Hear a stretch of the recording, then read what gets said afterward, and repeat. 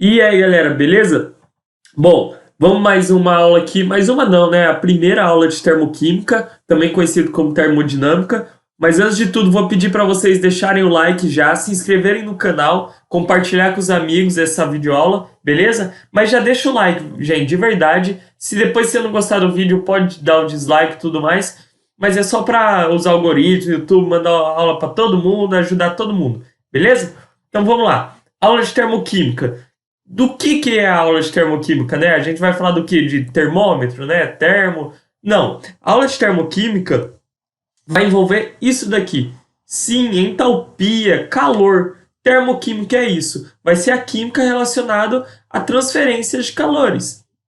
Certo? Vamos mais a fundo. E eu espero que até o final da aula vocês já entendam esse gráfico. Vamos lá. Termoquímica.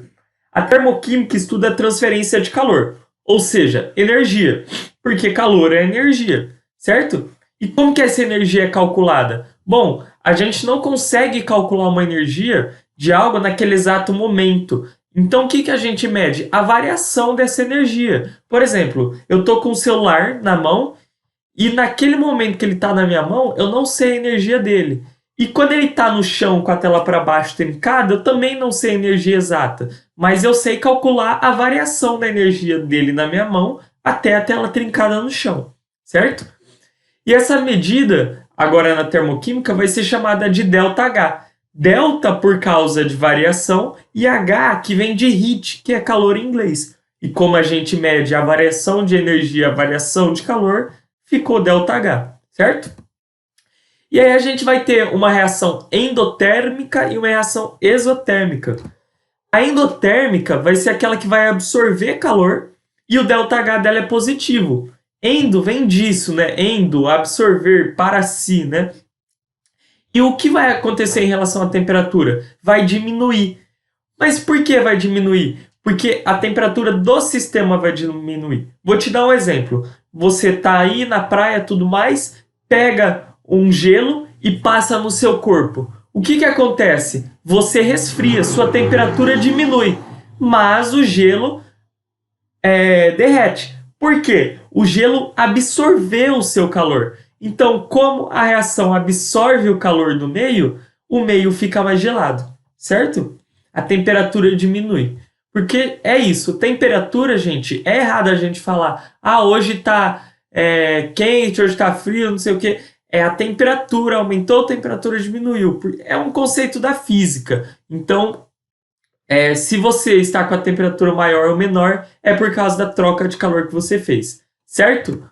Então, a gente também tem a exotérmica, que é quando uma reação libera calor. Bom, se ela liberou calor, o ΔH dela é negativo, certo? E a sua temperatura vai aumentar.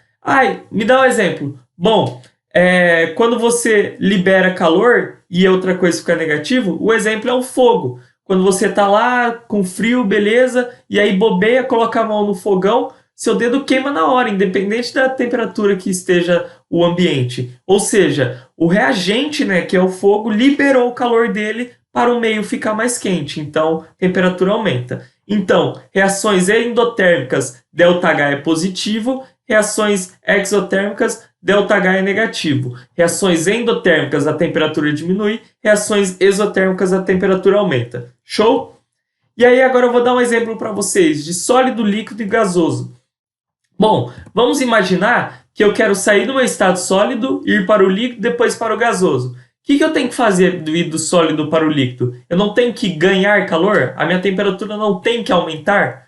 Então isso é um processo endotérmico. Por quê? Porque eu estou absorvendo o meu calor. A minha temperatura no estado sólido é 0. No líquido, ela precisa ser 3 graus, ou seja, eu tenho que absorver calor. Então, é uma reação endotérmica.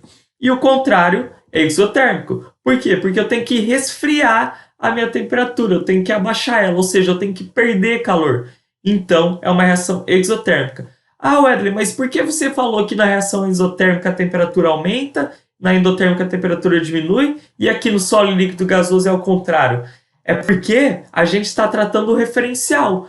Que temperatura diminui aqui? A temperatura da solução, certo? O meio da temperatura diminui. E quem ganha a temperatura? É o sólido, o líquido ou gasoso, certo? Então a gente vai ter que fazer essa análise dependendo da situação, beleza? Existem casos diferentes para termoquímica? Existem, galera. Existem sim. Bom, o caso 1 é a entalpia de formação. Pelo que o nome já fala, vocês meio que imaginam ter algo a ver com formação, né?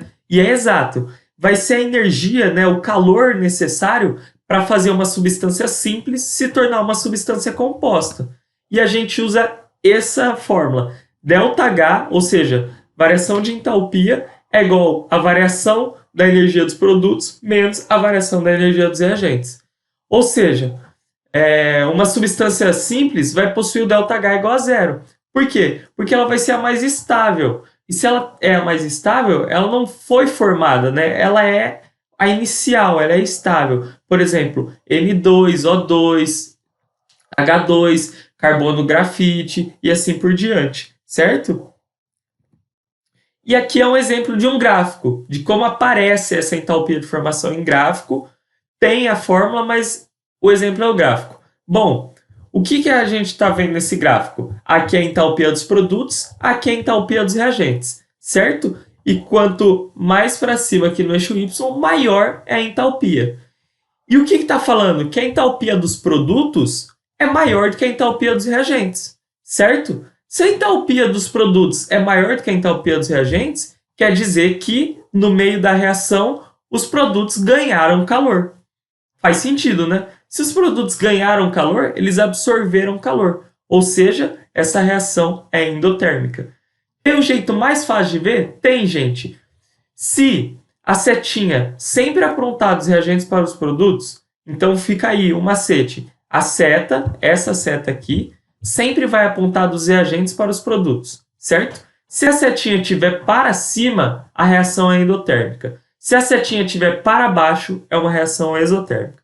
Beleza?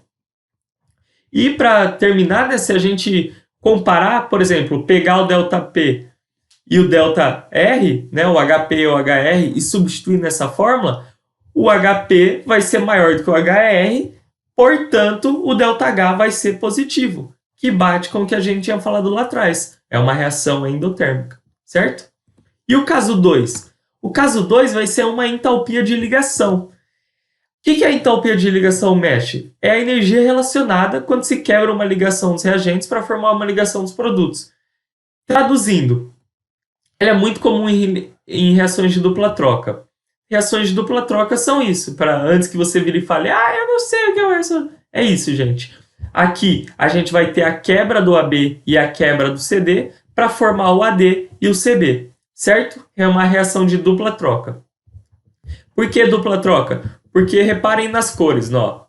O azulzinho com o vermelhinho, esse azulzinho com o vermelhinho trocou com outro vermelhinho e outro vermelhinho, certo? Reação de dupla troca.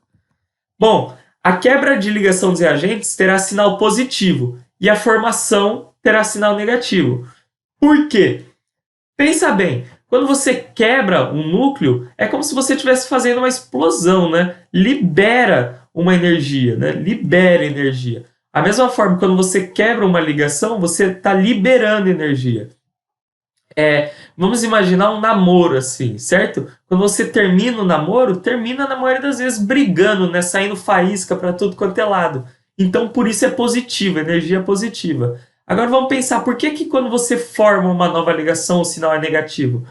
Porque você está gastando energia para fazer aquelas duas pessoas que estão fora, né, do namoro voltarem a ficar. Então você está gastando energia, sinal é negativo. Então, quando você quebra uma ligação, sinal positivo. Quando você forma uma ligação, sinal negativo. E aí, como que você calcula esse H? Após essa análise, você vai somar tudo. Você vai somar os positivos com os negativos. Só não confundam com o ΔH. É para fazer ΔH dos produtos menos ΔH dos reagentes? Não. Simplesmente você vai somar, certo? E o caso 3, que é um caso que vocês já viram nesse canal, que está em eletrólise, que é a lei de Hess. Sim, lei de Hess. Nossa, Wesley, quanto número confuso. Não, gente, calma. Lembra que a lei de Hess vai ser uma equação que a gente vai ter aqui, que a gente quer chegar nela, e de acordo com outras equações a gente chega nela. Então, por exemplo, aqui eu sei que eu tenho que ter carbono grafite. Então eu pego esse carbono grafite que está aqui, certo? E aí eu vou começando a cortar. Por exemplo, eu não preciso de CO2 nos meus reagentes. Então o que eu faço? Corto ele. Eu não preciso do CO2 nesses meus reagentes. Então o que eu faço? Vou cortando ele. Após cortar, eu somo a entalpia de quanto eu usei e calculo. No caso aqui deu menos 17, ou seja, é uma reação exotérmica, certo? E o que eu preciso para formar o CH4? Eu preciso do carbono grafite e de mais 2 mols de gás hidrogênio. Mas eu consigo só eles? Não. Para eu ter o carbono grafite, eu preciso da reação do CO2. Para eu ter o gás hidrogênio, eu preciso da reação da água, certo? E para eu ter a do metano, eu preciso da reação do CO2 mais da água. Então, é para isso que a gente usa a lei de Hess, é para isso que a gente usa a termoquímica, a termodinâmica. Vai ter várias equações que você não consegue obter de uma forma direta. Então, primeiro você faz uma reação, olha, a gente fez essa reação para obter o CO2, depois você faz outra reação, a gente fez essa reação para obter o H2O, e a partir daí que a gente tem o CO2 e o H2O, a gente reage os dois para formar o CH4. Beleza? Então essa foi a aula de hoje, gente. Esse daqui é o álcool em gel, um novo personagem. O Paulo Freire vai voltar em breve, né? O Freirinho. Então deixem um like, se inscrevam no canal e não esqueçam do álcool em gel. Beleza, galera? Até a próxima!